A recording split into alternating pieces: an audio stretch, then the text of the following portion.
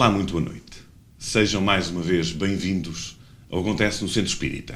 Todas as quartas-feiras, já sabe, pelas 9 horas da noite, estamos aqui e contamos com a sua companhia desse lado para podermos falar sobre temas atuais, sobre temas à luz da doutrina espírita, que com toda a certeza muitos de nós, de vós, estaremos sempre atentos para ver, quem sabe, algumas questões respondidas, como aconteceu no programa passado, em que não o conseguimos fazer com todas as questões que nos foram colocadas por si, mas com toda a certeza que, em breve, iremos assistir a mais um programa com outros convidados para que possamos aqui, de alguma forma, esclarecer algumas dúvidas dos nossos espectadores. Regina, boa noite a ti também, nós que já fazemos parte do painel. Hoje vamos falar sobre um tema que, de alguma forma, se pode também transpor para a parte científica, que é que provas existem, de alguma forma, que provam, passo o pleonasmo, que a alma é imortal. Correto, Regina? Exatamente. Hoje, o que é que pretendíamos falar? Questionar, ou melhor, há quem questione bastante esta situação, mas que provas existem científicas, não é? Que provas há da existência da alma, da existência dos espíritos? Não seremos só um corpo, provavelmente é fruto da imaginação.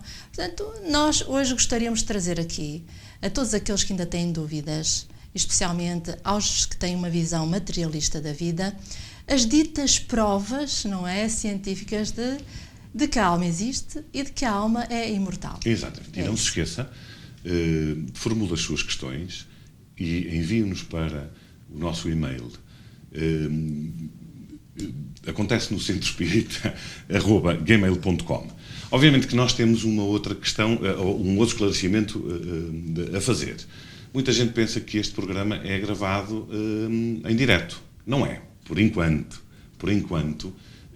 não passa em direto. Nós gravamos o programa antecipadamente e depois ele entra para o ar todas as quartas-feiras às 9 horas. Quem sabe, um destes dias, Regina, possamos fazer mesmo um direto, não é? Nós estamos até para darmos a possibilidade às pessoas, se quiserem formular as perguntas de imediato, para que de imediato possam ser respondidas. Sim, o nosso objetivo futuro seria, pelo menos, uma vez por mês, fazermos, não é, diretamente no Facebook, no YouTube, o programa em direto. Isso é muito mais gratificante do que estarmos a responder depois, a posteriori, as perguntas de acordo com os temas que já foram, não é, aqui tratados. O que não significa que a gente não venha a repetir, não é, os mesmos temas, mas com outros convidados. Seja como for, não há nada como hoje em dia em direto.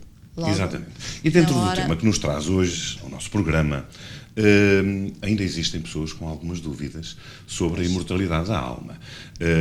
Dúvidas que a alma habita o corpo e depois que o corpo morre, ainda questionam se a alma continua viva ou não.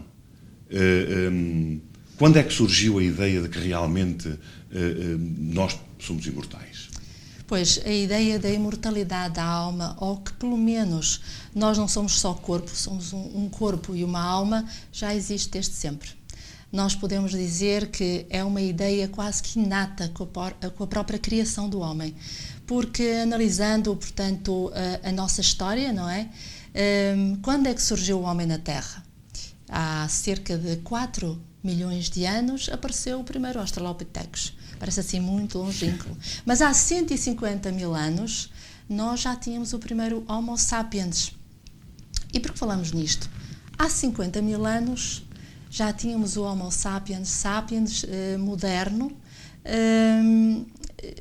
já por todo, digamos assim, grande parte do planeta.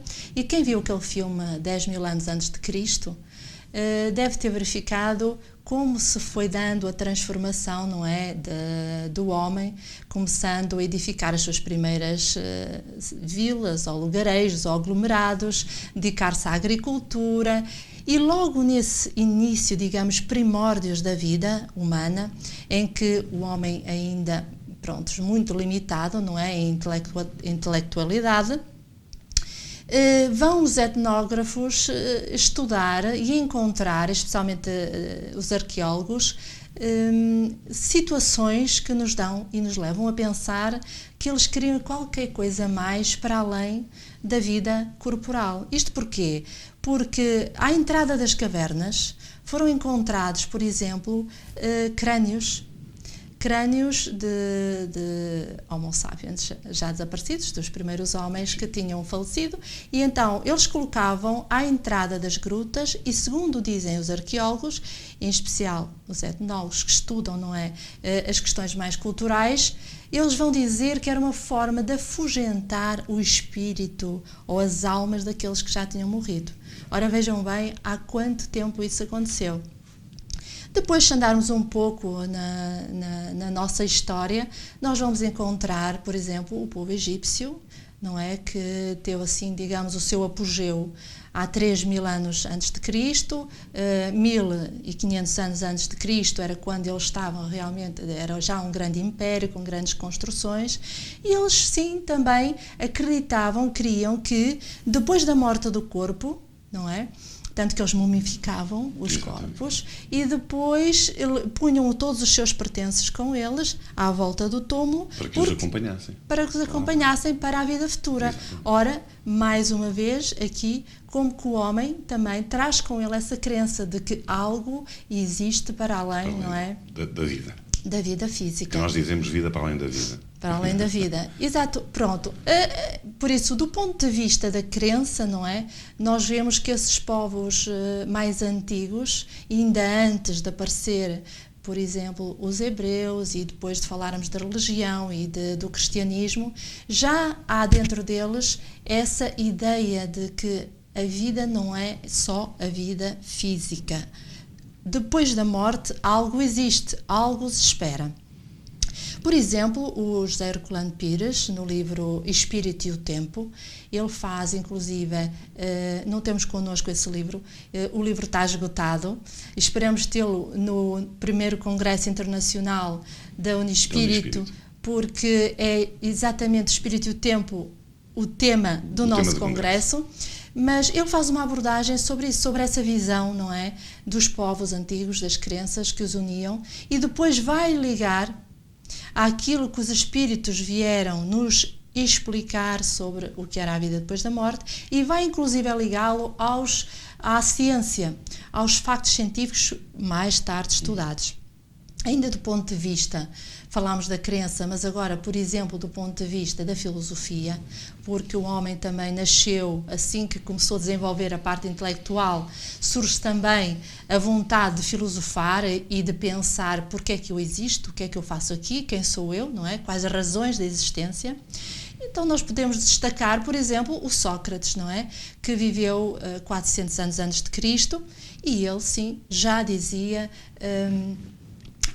perfeitamente que nós éramos corpo e alma, que a alma teria que progredir em vidas sucessivas para atingir o nível de perfeição, atingir os atributos do bem, do amor, etc. Portanto, Sócrates, inclusive, transmite ao seu discípulo Platão, e através de Platão, nos diálogos que tem com vários sofistas e outros filósofos da época, nós vamos encontrar, digamos assim, o germe daquilo que hoje em dia conhecemos como a doutrina espírita. Portanto, Sócrates não escreveu nada, Platão deixou-nos alguns dos seus diálogos, e nós vemos lá tudo explicado, de que realmente só faz sentido que nós sejamos corpo e alma. Por exemplo, mais já agora num ponto de vista de filósofos modernos, falando de Descartes. Descartes, também ele, através da razão, ele vai afirmar de que, eu sou um corpo, mas eu penso, não é? Porque o que é o corpo? É engraçado que há aqui um livro...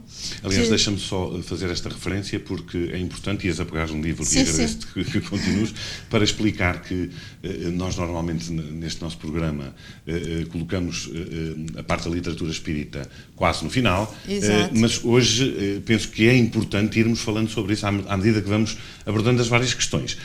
Mas desculpa ter-te interrompido, estavas a falar precisamente num... Eu até me enganei, era este o livro que eu ia pegar, que é do Camille Flammarion. Camille Flammarion foi um astrónomo, repito, astrónomo e não astrólogo, um astrónomo francês que foi seguidor de Allan Kardec e ele escreveu vários livros, entre eles A Morte e o Seu Mistério. Neste livro vamos ter muitos e muitos casos que ele vai avaliar de casos de situações mediúnicas, factos, digamos, misteriosos e explicados à luz do espiritismo e, essencialmente, à luz da ciência. E repare-se aqui nesta observação que ele faz no livro, que eu achei muito interessante, e a propósito de Descartes, mas sem ser sobre Descartes, diz ele assim: imagine-se o que era fazermos uma definição do ser humano com base na ciência materialista, ou seja, um tecido de carne em redor de um esqueleto. Ou então, por exemplo, nós, humanos, somos uma combinação de moléculas de oxigênio, de azoto e de carbono. Somos isto, seremos isto só. Ou o homem é constituído por 6 kg de ossos, 15 de albumina e fibrina e 50 de água. Ou apenas um feixe de nervos. Ou seja, esta descrição, se fôssemos tomar em conta aquilo que a ciência materialista não é define, que é o homem, nós veríamos que o homem era só isto. E o homem é só isto? Não. Claro. Nós pensamos, nós temos sentimentos, e é isso que o Descartes vai dizer. Ora, eu penso, e se eu penso, eu existo. E então Descartes vai distinguir, não é, o que ele chama de res cogitans, que é o pensamento, as suas ideias, que estão inatas, estão com o homem, e o res extensa, que é tudo o que é um mundo material. Aliás, estavas a falar nos materialistas e na realidade. Os materialistas, de alguma forma, defendem que só a matéria existe, não é? E que, para crerem em alguma coisa, em algo mais, terá que ser provado ou comprovado pela própria ciência. O que diz a ciência sobre a existência da alma? O que é a ciência? A ciência, ora bem, o termo ciência significa conhecimento. E a ciência é um sistema que um cientista usa para, usando um método, não é? Um método experimental, portanto, parte de uma hipótese, depois utiliza o seu método experimental, ou fazendo experiências, ou investigando, não é? São diversos os métodos que se pode usar, para tentar comprovar ou não aquela hipótese que levantou. Se provou, muito bem, temos então um facto científico provado ou comprovado. Se levantou a hipótese e não a provou, então levanta outra hipótese e assim sucessivamente. Até não é? comprovar. Até comprovar. Ora, vejamos, nós temos que distinguir que existem as ciências matemáticas e as ciências sociais. Se as ciências matemáticas são para nós, não é? Especialmente para os materialistas, muito entendidas, não é? Muito bem compreendidas. Porquê? Porque nós lembramos logo da matemática, 1 e 1 mais 1 são 2. São 2, exato. Mas o que é 2? Ou, por exemplo, se vamos, para a física, não é? Ou para a química, melhor, nós sabemos o que é o oxigênio. O oxigênio são 2 átomos de oxigênio. Aquilo que é o dióxido de oxigênio, que é aquilo que nós respiramos, são 2 átomos de oxigênio. Mas, verdadeiramente, a ciência é um ato de fé. Porquê? Porque nós vemos o oxigênio. Nós não vemos o oxigênio. Nós não vemos o ar. Mas a gente tem um ato de fé de crer que a ciência está certa. Da mesma forma que quando a gente, de forma abstrata, não é? Idealiza o número 20, 30, 40, 50 e faz somas, não é? Nós que aprendemos isso pela matemática, também estamos a crer que aquilo está correto, Exatamente. Que é verdadeiro. Seja como for, pela lógica, chegou-se a essas conclusões, não é? Mas quanto aos factos sociais, que também fazem parte da ciência, porque existe a ciência social, a sociologia, a filosofia, pronto, tantas outras, a etnografia, a etnologia, enfim. O facto social nós não podemos pô-lo numa marquesa, aliás, desculpem, e dissecar um facto social. Portanto, também não é palpável, exatamente, certo? Por isso é que existe uma ideia pré-concebida de que a alma, por não ser visível, não ser possível dissecá-la, não é? Não existe. Quando, na verdade, desde sempre, têm existido muitas e muitas provas da existência da alma. Queres que eu relate algumas? Por exemplo? Bom, por exemplo, no século XVIII, como sabemos, e nos anais da história do Espiritismo, bem como no livro que escreveu Arthur Conan Doyle, o famoso escritor do Sherlock Holmes, que foi História do Espiritualismo, nesse livro ele faz referência a um dos primeiros factos conhecidos como de a presença ou manifestação de espíritos, com o caso de Hydesville, nos Estados Unidos da América. Foi muito conhecido, muito badalado, nós julgo que já falámos aqui até nessa situação, e porque passou para os jornais e porque as duas médias, as duas crianças e toda a família acabou por se tornar mundialmente conhecida devido a esse fenómeno. Ora, a partir daí, o que acontece, tanto em Inglaterra como em França, e já numa altura em que já tinha sido editado o Livro dos Espíritos, também apareceram e surgiram em Inglaterra muitas situações dessas, não é? De mesas que se mexiam, mesas que comunicavam. Então, por exemplo, William Crookes, que foi um físico e um químico inglês, resolveu ir investigar o fenómeno.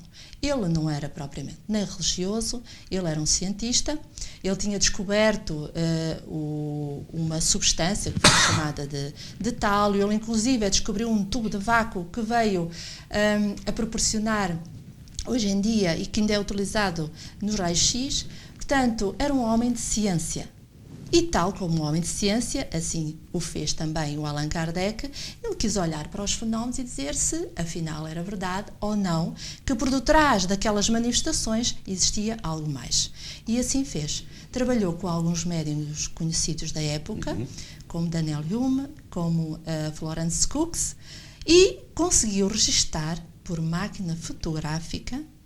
Na altura, ainda não eram as máquinas digitais que a gente pode compor e fazer. A máquina fotográfica se chamava Kirlian, acho eu. Não, essa máquina não. tem a ver com outras coisas completamente diferentes. Não, é uma máquina fotográfica normal. É uma máquina fotográfica absolutamente normal, da época, não é? Daquelas de chapa, não é? Exatamente. E então faz 40 e tal retratos de um espírito que a médium Florence Cook recebia, e que, portanto, se materializou várias vezes nessas reuniões. E quem estavam nessas reuniões? Obviamente não eram pessoas só ligadas, não era só a médium. Tínhamos médicos, como por exemplo o médico francês Gustave Kelly, que também chegou, inclusive, a sentir as pulsações da materialização dos espíritos que se manifestavam. Eles fizeram também experiências com parafina líquida, ou seja, sabes o que é parafina? Aquilo das velas. Sim, das velas. Líquida tem que estar quente para estar líquida, certo? Pronto. E então o que é que acontecia? O espírito que se apresentava e era evocado, enfiava as suas mãos perispirituais, portanto, e ao retirar, secando, ficava em cera, não é? Pronto. Portanto, essas experiências foram todas feitas.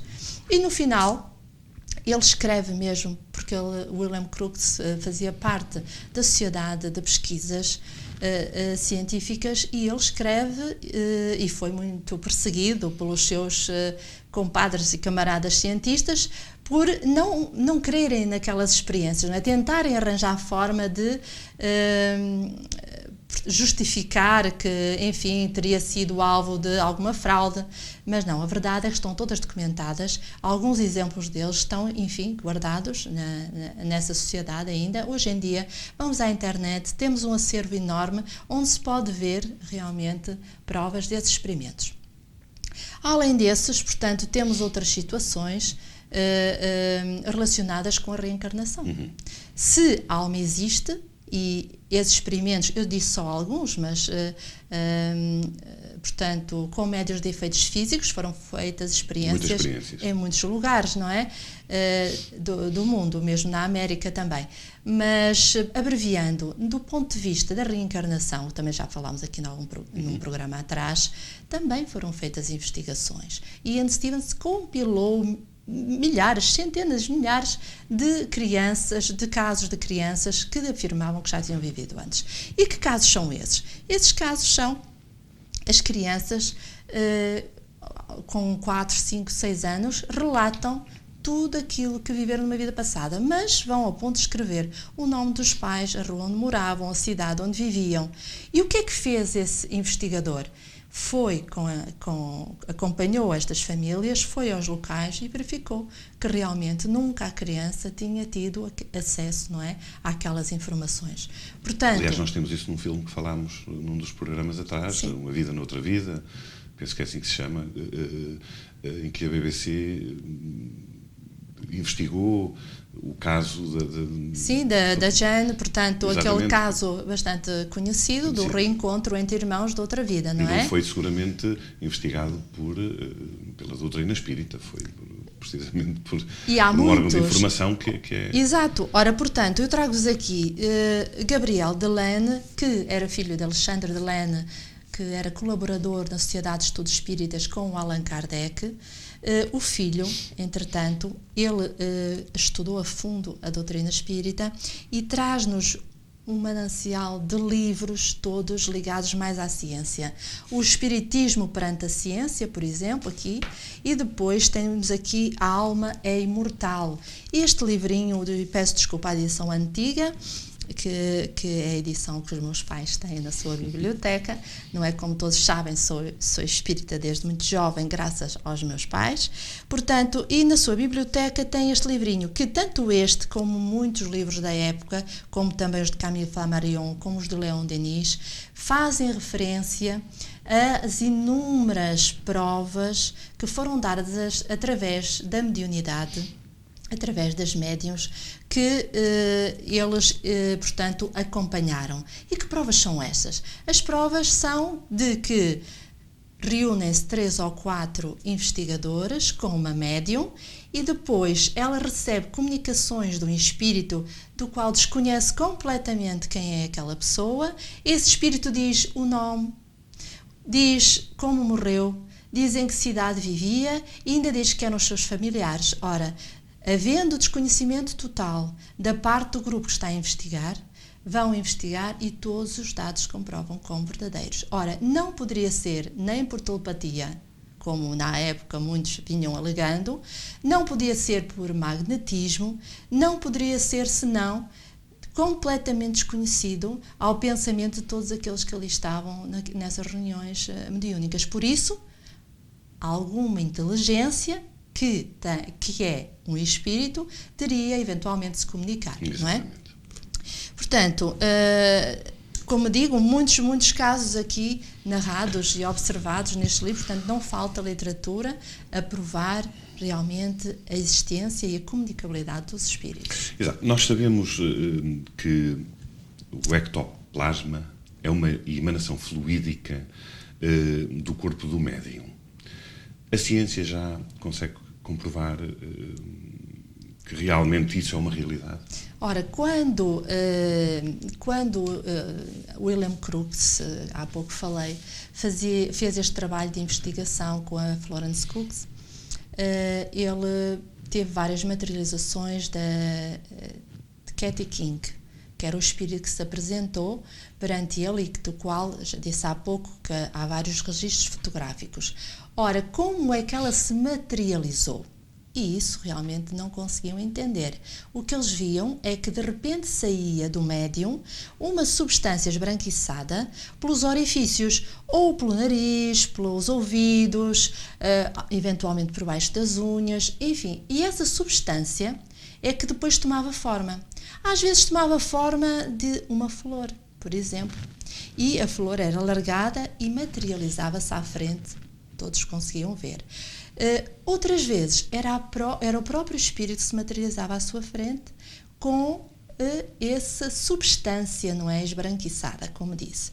Charles Richer, que era um fisiólogo, portanto um médico fisiólogo, ele foi investigar, porque também da mesma época, o que era isso, que substância era essa. E então ele deu-lhe o nome de ectoplasma. O ectoplasma é, assim, uma substância que existe, ou seja, que se torna material para depois proporcionar a aparição de algo que vem do mundo espiritual. Ora, ainda há muita coisa que não conseguimos explicar, mas uma é certa, foi provado, e além do Charles Richer, que por sinal foi Prémio Nobel da Medicina, outros mesmo na Rússia e assim vieram a estudar e chegaram os 3 ou 4 à mesma conclusão, os cientistas, é de que essa substância era composta por albumina, materiais gordurosos, etc. Portanto, ela existe, ela sai do médium e depois se materializa à frente, e ao materializar-se é possível que os seres espirituais, os espíritos, possam usá-la da forma que lhes apraz. É uma substância que, para todos os efeitos, em qualquer materialização, é visível ou pode não ser visível? O ectoplasma pode ser visível ou pode não ser visível. O ectoplasma é visível, sim. Mas a mediunidade de efeitos físicos, não é? Porque para existir materialização tem de estar presente um médium de efeitos físicos. E, eventualmente, os médiums que veem as pessoas na rua, estamos a falar de médiums excepcionais, que são videntes, esses médiums podem verificar até, ao que sabemos, que as pessoas a andarem na rua, umas têm, como é que eu vou explicar, têm lastros de ectoplasma e que nós não vemos, mas os médiuns veem, e outras não têm nenhum. Umas têm imenso que largam delas próprias. E isto, porquê? Porque nós somos todos diferentes, não é? Claro. E para haver manifestações, por exemplo, as mesas girarem, as cadeiras poderem voar na frente das pessoas, tem que existir ectoplasma. Como se vê no filme de Allan Kardec, quando as mesas subiam. Nós não vemos o ectoplasma materializado. Não, mas vemos, tem que haver qualquer coisa, não é? Que é esse fluido universal, fluido cósmico universal, que os espíritos usam, juntamente com o fluido animal, que faz parte do médium, e que usam para mexer os movimentos. O filme Ghost mostra, em parte, o que acontece, porque reparem que quando, não sei se estão recordados, portanto, quando ele morre e verifica que é possível que alguns espíritos consigam mexer uma carica no chão ou uma lata, ele não consegue. E então há ali uma procura, o que é que ele vai fazer para conseguir, não é? É claro que ali não é tudo mostrado, como nós sabemos, e como já podemos nos informar através daquilo que nos escrevem os espíritos, através da obra, por exemplo, de André Luiz, psicografado por Francisco Cândido Xavier. Mas fica um bocadinho a noção de que nem todos os espíritos podem fazer o que lhes apetece. E ainda bem, porque senão ia ser aí um terror. Porque iriam atormentar-nos seguramente de qualquer forma efetiva. Portanto, sim, obviamente que também transmitir que isto não acontece quando se quer ou porque se quer. Sem dúvida. Obviamente tudo tem uma forma de acontecer. Como dizemos, é necessário que exista, portanto, um médium de efeitos físicos. Exatamente. Pronto. E basicamente é isso.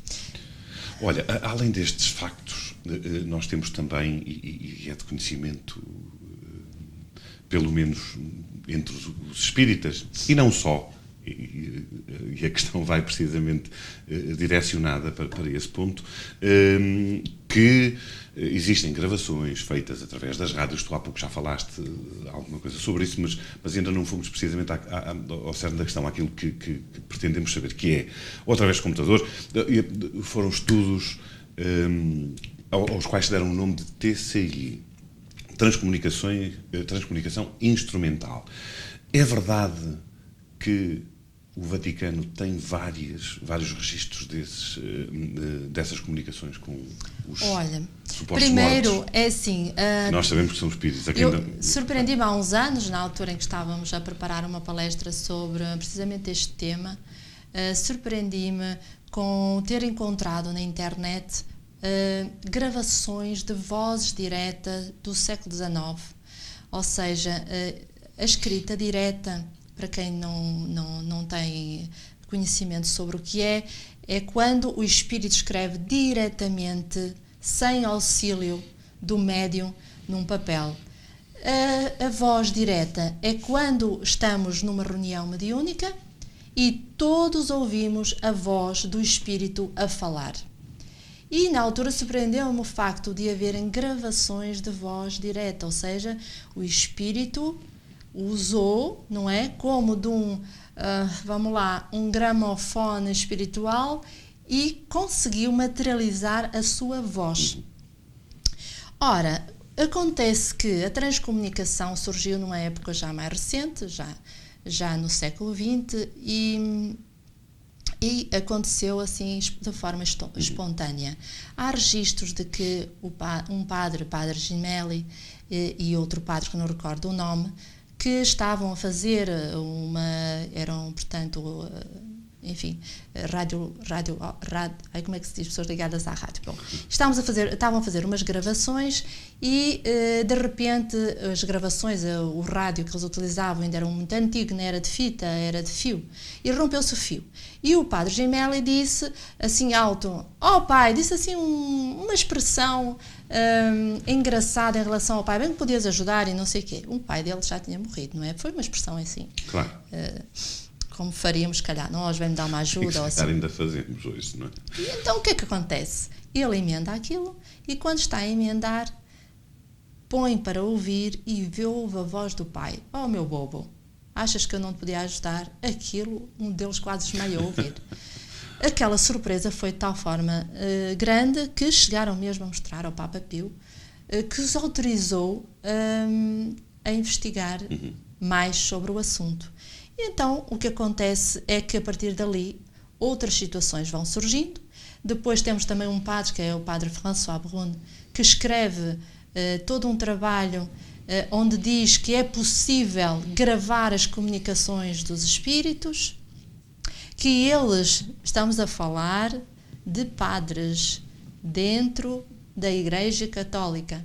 E então ele escreve um livro onde divulga muitos desses registros que ele tem, de informações dos mortos que partiram, mortos entre aspas, dos espíritos, que transmitem depois mensagens aos seus familiares. A Sónia Rinaldi, investigadora da área, grande investigadora, ela criou mesmo um gabinete de investigação e depois, nessa altura em que estava a fazer esse trabalho, ela cedeu-me 2 ou 3 gravações dela para podermos depois apresentar no Centro Espírita, para as pessoas terem conhecimento do que é. Portanto, na altura colocavam o rádio a gravar em determinadas ondas, não é? Eu não percebo de radiologia. E portanto, essas ondas... Portanto, se mantiver o rádio assim durante algum tempo, os espíritos conseguem, naquela faixa de onda de rádio, deixar gravações e ter conversação e diálogo até com quem estiver presente. Hoje em dia já é com computadores que isso se faz. Claro. Portanto, no Vaticano é curioso. No Vaticano, mais ou menos nessa altura, em 1950... aconteceu, na altura quando falei dos padres terem descoberto, aconteceu também um caso curioso, que foi um padre numa igreja, quando estava a fazer limpeza à igreja, de repente a capela pegou fogo, não é? E Victoire Jouet, como ele se chama. E então, o que acontece? Depois do incêndio, viram que em cima do altar estava o rosto de uma pessoa. Ora, eles acharam que aquilo era algo sobrenatural e eventualmente foi logo contactar o Vaticano para saber do que se tratava e autorizaram-no a também ele começar a recolher dados que comprovavam que as almas ficavam no purgatório e que essas almas que ficavam no purgatório, ou seja, ainda não tinham ido para o céu, nem tinham ido para o inferno, elas vinham pedir, por exemplo, orações, contactavam freiras e padres, porque ele recolheu tudo isso dentro da igreja, não é? De várias igrejas, em Itália, em Roma, e então vão descobrir desde mãos, desde cartas, desde, enfim, muitos registros disso, de pedidos de prece e de comunicações das almas. Então, o que é que ele fez? Pedindo autorização ao Vaticano, ele fez um museu que durante muito tempo esteve aberto ao público, chama-se o Museu das Almas do Purgatório. Tem lá muitas dessas provas, não é, de que os espíritos existem e que se comunicam. Esse, entretanto, está fechado ao público. Em 2016 eu estive em Roma e infelizmente não pude. Não está fechado, é uma capelinha pequena, o museu também é muito pequeno, mas podem aceder à internet e ver alguns dos materiais que lá existem. E, portanto, como se vê, não é algo que nós possamos dizer que comprovar a existência dos espíritos faz parte do espiritismo. Exatamente. Aliás, para nós não faz sentido. Se não existe. Não, ele mesmo. começou o espiritismo com tentar provar se existe ou não a alma. Mas relativamente à Igreja, ao Vaticano, por que será que eles teimam em guardar estes registros? Ora bem, na realidade, nós sabemos perfeitamente que se muitos deles fossem tornados públicos, poderia vir a ser um escândalo, principalmente para os seguidores, mas de alguma forma poderiam, muitos deles, ajudar inclusivamente a que a própria humanidade evoluísse de uma outra forma, e tivesse um entendimento diferente. Sim. Obviamente que nós sabemos que a Igreja, nestes últimos tempos, nestas últimas décadas, tem-se vindo a aproximar muito daquilo que o Espiritismo já o diz, mesmo antes de ser Espiritismo, mesmo não, antes de existir já da altura de Jesus, quando veio à Terra, exatamente. Antes de existir o Espiritismo, Jesus dá-nos imensas provas de que existe a vida depois da morte. Foi ouvidos para ouvir. Está lá escrito. A questão e o problema é sempre a interpretação que os homens fazem da mensagem que nos chega. E então, imagine-se que é, só para terminar estes assuntos, então, a Igreja Católica e protestante também, mas a católica, a protestante não aceita os anjos, mas a Igreja Católica, por exemplo, aceita aquelas manifestações angélicas das santas, não é? Da Nossa Senhora de Fátima, da Nossa Senhora de Lourdes, não é? Aquelas aparições. Também aceita o exorcismo. Ou seja, aceita as comunicações do demónio, daqueles que estão no inferno. Era feito por quem? Por padres. Por padres. Então, o que nos parece um absurdo é uma religião aceitar aqueles que são os piores, digamos assim, na escala evolutiva, do ponto de vista moral, assumirem que realmente eles comunicam, assumirem que os anjos e os santos se comunicam, então e nós, os restantes dos mortais, porque é que não ou imortais, não nos poderemos comunicar? Exatamente. Falando agora de mediunidade, até porque para muitas coisas acontecerem, inclusivamente falámos há pouco no ectoplasma, onde disseste, e muito bem, que realmente é necessário a presença de um médium, alguém que tenha mediunidade, mesmo não sabendo, porque muitas vezes as pessoas nem sabem que têm essa faculdade. Existiram, aliás, diz a Bíblia, e até à Idade Média, existiram, a mediunidade pôde ser comprovada, inclusivamente, falando à época de Jesus. Agora, mais exemplos de médiums na atualidade. Sim, nós, por exemplo, na Bíblia vamos encontrar várias situações e de referência, inclusive a Elias, quando eles perguntam se Elias, quem era João Batista, e Jesus responde que vocês já ouvistes, que ele já cá esteve, portanto, dando, portanto, vocês o vistes e não reconheceis, portanto, estando a provar que realmente a reencarnação existe, que os espíritos podem reencarnar noutro corpo, não é? Mas há todas situações em que Jesus, não é, afasta os espíritos e afasta o demónio, como vem nas transcrições da Bíblia, daqueles jovens ou crianças, não é, e que logo de imediato ficam tratados.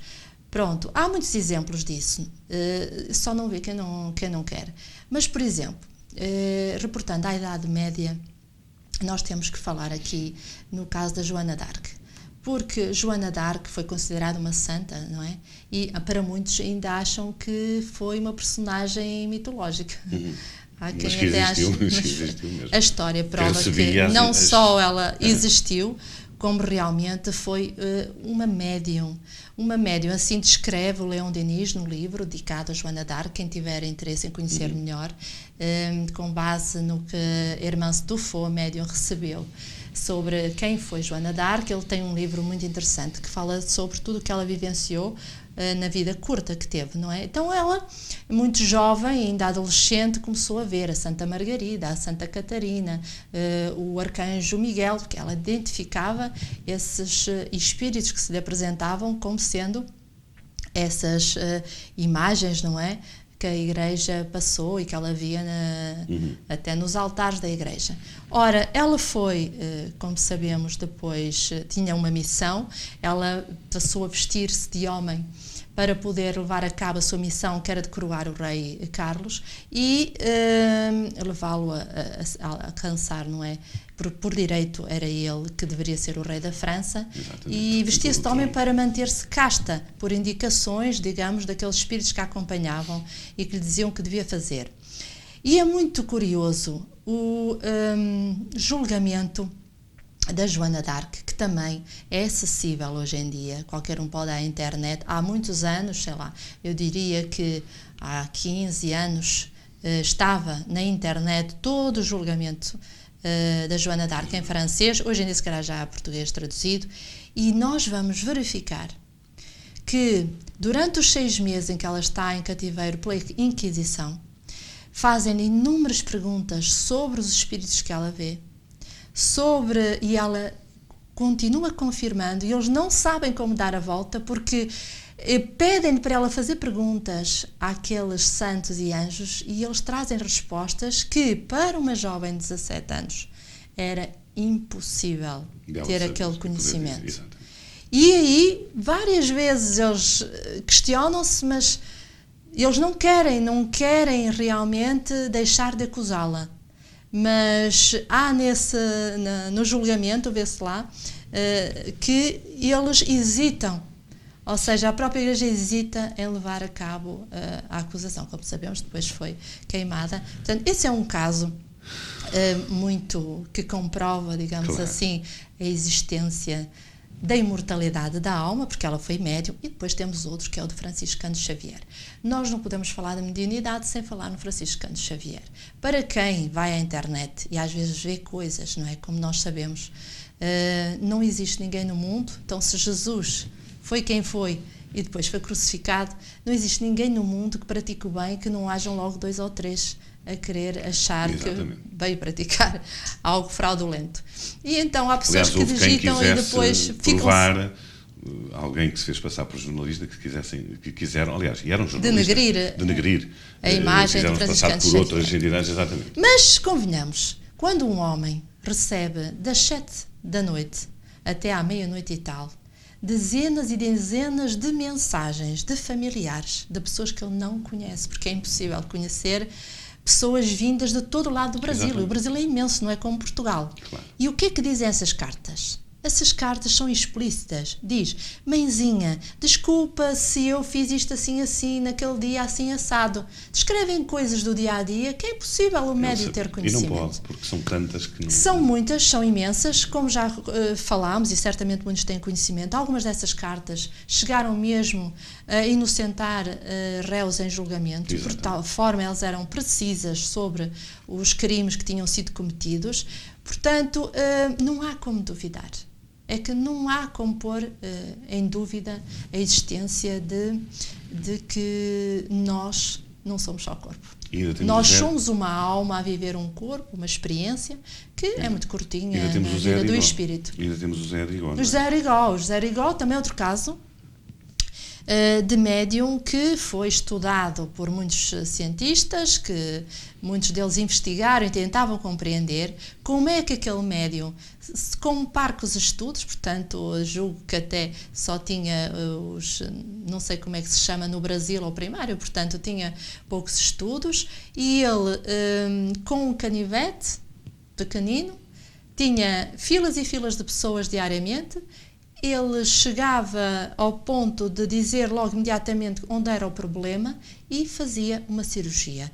Teve vários casos da Ordem dos Médicos, onde esteve inclusive preso, porque era ilegal praticar cirurgia não sendo médico, não é? Mas ele lá acabou por ser absolvido em diversas situações. Porquê? Porque os próprios juízes tinham situações de familiares que, com problemas que não tinham sido detectados pela ciência, tinham levado ao José Arigó e ele tinha logo solucionado. Inclusive, eu lembro-me, nos anos 80, de ter passado na RTP um programa onde levaram uma jornalista, uma equipa de televisão a fazer uma investigação lá, e a própria jornalista foi operada perante as câmaras. Exatamente. Olha, há muitas situações. Nós podemos ficar aqui a conversar. Outro programa já a seguido. Certo, é verdade. O nosso tempo está para também não amassarmos muito. Não é essa, não é essa a nossa vontade. Aliás, nem o programa, de vez em quando, como aconteceu no último, acontece, mas por necessidade. Teríamos muito em que falar, inclusivamente nas casas assombradas, que vamos deixar para um outro programa, se calhar até falaremos exclusivamente sobre as chamadas assombrações. Agora, obviamente, com tantas provas científicas, o que é estranho é que ainda existam pessoas que realmente não acreditam na imortalidade da alma, que realmente o corpo morre, mas a alma, o espírito permanece. E é estranho, é realmente, vamos conseguindo provar, ou a ciência inclusivamente vai conseguindo provar, que a alma e que a vida continua depois da vida corpórea. O estranho é muita gente que não acredita nisso. Sim, sem dúvida. À época de Kardec, já as ciências filosóficas falavam da imortalidade da alma, inclusive na faculdade. E hoje em dia, digamos assim, o materialismo, a ciência, parece que se focalizou demasiado nas questões materiais. Eu trouxe aqui, assim, para terminar, o primeiro volume, digamos, a primeira edição da Revista Espírita, portanto, este foi o número 1, janeiro de 1858, para vos ler só aqui uma frasezinha do Allan Kardec. Diz ele assim, logo na primeira revista: talvez nos contestem a qualificação de ciência que damos ao Espiritismo. Ele não poderia, sem dúvida, em alguns casos, ter os caráteres de uma ciência exata, e está precisamente aí o erro daqueles que pretendem julgá-lo e experimentá-lo como uma análise química, como um problema matemático. Já é muito que tenha o de uma ciência filosófica. Toda a ciência deve estar baseada sobre factos. Mas só os factos não constituem a ciência. A ciência nasce da coordenação e da dedução lógica dos factos. É o conjunto de leis que o regem. E foi assim que nasceu a doutrina espírita.